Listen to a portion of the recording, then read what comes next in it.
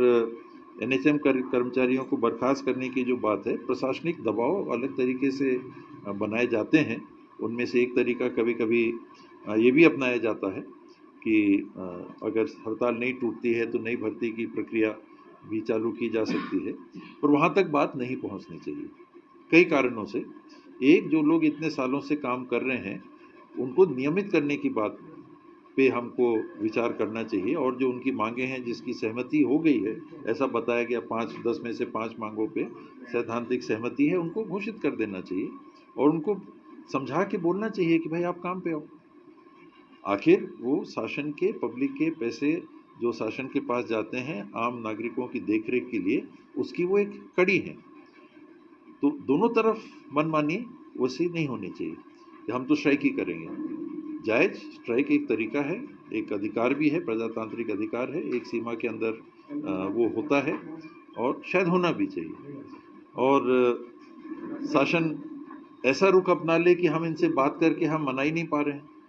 अगर आप इनको मना नहीं पा रहे हो तो इनसे काम कैसे लोगे? ऐसी स्थिति सरकार को क्यों आने देनी चाहिए?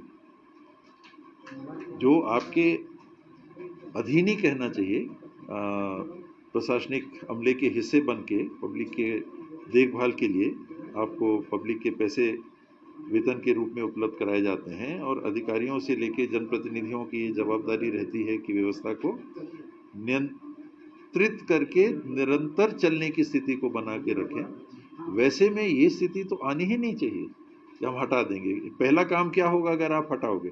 ना केवल उनका रोजगार जाएगा, जब तक नई भर्ती नहीं होगी तब तक तो पब्लिक को सेवा ही नहीं मिलेगी।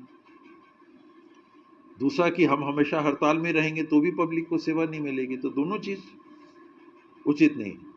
रास्ता बीच का निकलना चाहिए, जिम्मेदारी वही है।